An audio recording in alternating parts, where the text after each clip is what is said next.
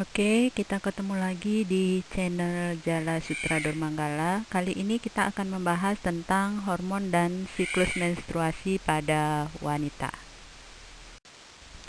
Perubahan yang terjadi pada siklus menstruasi kita dapat bedakan menjadi dua, yaitu perubahan yang terjadi pada endometrium atau lapisan terdalam dari uterus, kemudian dan perubahan hormonal siklus menstruasi. Jadi ini ada dua perubahan yang terjadi pada siklus menstruasi.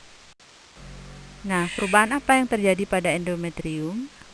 Dilihat secara morfologi dibagi menjadi dua, yaitu perubahan yang terjadi pada lapisan fungsionalis dan pada lapisan basalis. Sebelum kita berlanjut kepada perubahan apa yang terjadi, kita lihat dulu apa sih endometrium itu. Yang pertama, endometrium ini sangat penting untuk proses reproduksi. Kemudian merupakan jaringan yang paling kompleks dalam tubuh manusia dan selalu berubah sesuai dengan siklus hormon estrogen dan progesteron. Bagaimana urut-urutan atau tahap-tahap perubahan endometrium pada siklus ovulasi?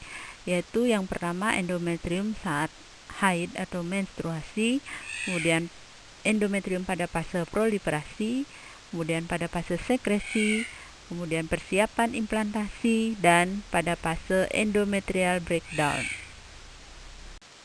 Sekarang kita bahas bagaimana endometrium saat haid. Endometrium pada saat ini tipis dan padat yang terdiri dari lapisan basalis dan sisa lapisan fungsional. Pada hari kedua sampai ketiga siklus menstruasi yang tertinggal hanya lapisan basalis. Dan pada saat itu terjadi reepitelialisasi dengan sangat cepat pada endometrium. Selanjutnya kita bahas perubahan endometrium pada fase proliferasi. Dengan meningkatnya kadar estrogen, terjadi proliferasi dari semua jaringan yang membentuk endometrium. Proliferasi ini akan mencapai puncaknya pada hari ke-8 sampai 10 siklus haid sesuai dengan puncak kadar estradiol dan konsentrasi reseptor estrogen. Pada fase proliferasi, endometrium tumbuh dari tebal 0,5 sampai dengan 3,5 mm atau 5 mm.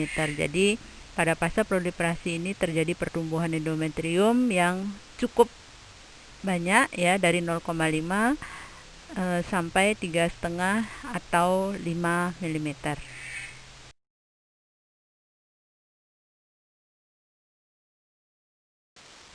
Nah, bagaimana endometrium pada fase sekresi?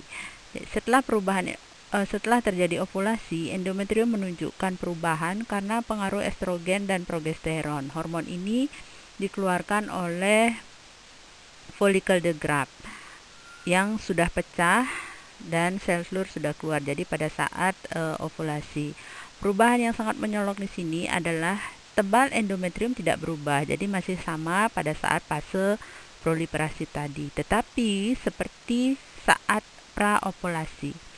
Proliferasi epitel berhenti 3 hari setelah ovulasi. Hambatan pertumbuhan yang terjadi disebabkan oleh pengaruh progesteron. Walaupun proliferasi epitel sudah berhenti, tetapi komponen lain dari endometrium tetap tumbuh sebagai akibat kelenjar dan pembuluh darah yang menjadi berbelok-belok. Pada fase sekresi ini juga terjadi sekresi ya dari kelenjar endometrium terjadi pada hari ke-7 post ovulasi ke dalam kapum uteri. Jadi sekresi yang terjadi ini adalah kelenjar endometrium mengeluarkan getah yang nantinya akan berguna sekali pada saat zigot atau ovum yang sudah dibuah itu menanamkan diri di endometrium. Fase implantasi. Pada hari ke-13 ovulasi, endometrium berdiferensiasi menjadi 3 lapis, yaitu lapisan basalis 25% dari tebal endometrium, kemudian lapisan spongiosa 50% dari tebal endometrium, dan terakhir adalah lapisan kompakta. Jadi 25% dari endometrium ini adalah 3 lapisan pada endometrium. Masih pada fase implantasi, pada hari ke-22 sampai 23 siklus haid mulai terjadi desidua basalis dari sel-sel stroma akibat dari pengaruh progesteron. Desidualisasi ini mula-mula terjadi sekitar pembuluh darah, kemudian menyebar. Selanjutnya fase endometrial breakdown, yaitu dengan penurunan kadar estrogen dan progesteron akan terjadi reaksi vasomotor atau penyempitan dari pembuluh darah. Pada jaringan endometrium yang sudah mendapat pengaruh progesteron, di samping reaksi vasomotor, terjadi pula apoptosis pada sel-sel endometrium dan lisis dari jaringan ekstraseluler oleh matriks metaloproteinase. Jadi akibat pengaruh progesteron ini, penurunan progesteron ini menyebabkan penyempitan dan lisis itu adalah kekurangan darah sehingga terjadi nekrosis ya dari jaringan endometrium. Terjadi pembentukan trombin di lapisan basal endometrium merupakan faktor sangat penting untuk hemostasis. Jadi trombin ini adalah zat pembeku darah ya. Lapisan basalis tidak ikut dalam proses menstruasi, regenerasi mulai dari lapisan ini. Jadi setelah terjadinya nekrosis atau lisis kemudian dan terbentuk trombin ini adalah pembeku darah sehingga perdarahan pada saat menstruasi tidak banyak. Selanjutnya kita bicarakan tentang haid normal. Kurang lebih 50% darah menstruasi dikeluarkan dalam 24 jam pertama. Darah menstruasi terdiri dari lapisan fungsionalis dari endometrium yang mengalami otolisis, kemudian inflammatory exudate, sel-sel darah merah, dan enzim-enzim proteolitik. Pada darah haid terdapat aktivitas fibrinolitik yang tinggi bertujuan untuk mempercepat pengosongan uterus. Kebanyakan wanita, kurang lebih 90%, mempunyai siklus haid dengan interval 21 sampai 35 hari. Lama haid rata-rata 3 sampai 7 hari. Jumlah darah yang hilang waktu haid rata-rata 30 ml. Bila lebih besar dari 80 ml dianggap tidak normal atau abnormal. Selanjutnya kita bicarakan tentang hormon prostaglandin. Prostaglandin ini dihasilkan oleh sel-sel epitel dan stroma pada endometrium. Kemudian prostaglandin yang predominan diproduksi oleh endometrium adalah prostaglandin F2 alpha yang merupakan stimulus kuat untuk terjadinya vasokonstriksi dan kontraksi miometrium. Produksi prostaglandin menurun secara drastis setelah terjadi implantasi. Untuk pembentukan prostaglandin dibutuhkan estrogen. Peningkatan produksi pada fase sekresi endometrium menunjukkan progesteron dapat meningkatkan pembentukannya. Withdrawal progesteron akan lebih meningkat lagi pembentukan prostaglandin.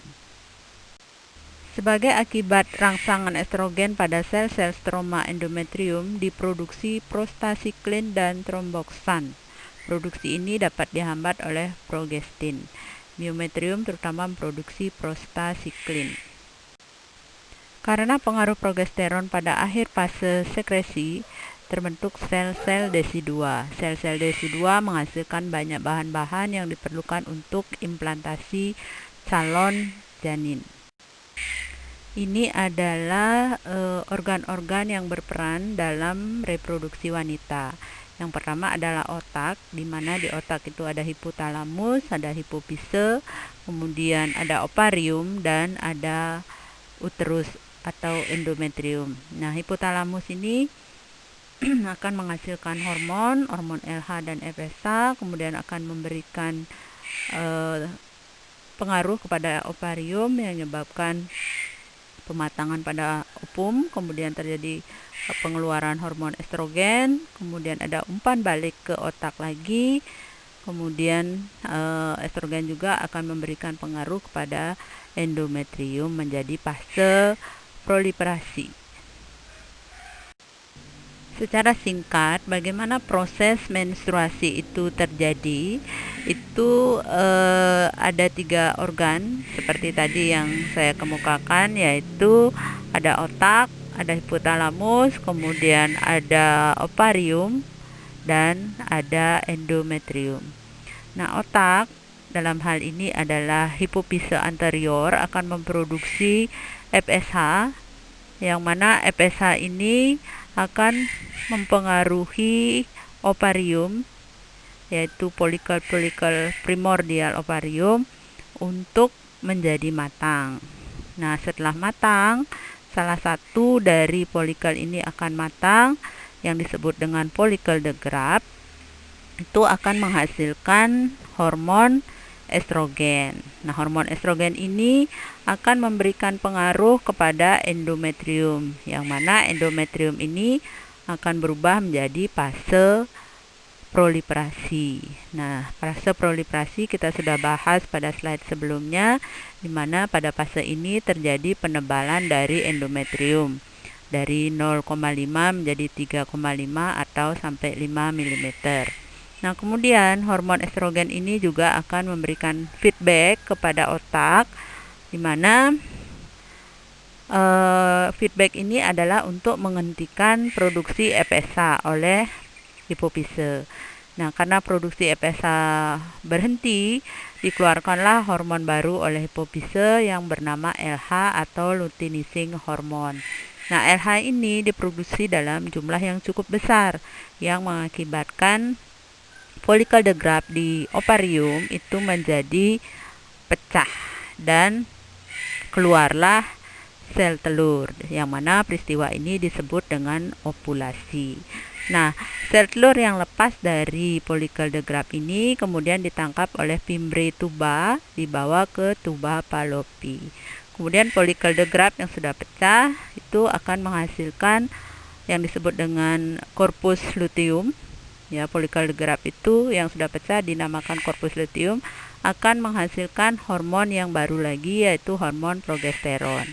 Yang mana hormon progesteron ini akan berpengaruh juga kepada endometrium, yang menyebabkan endometrium berubah ke fase sekresi.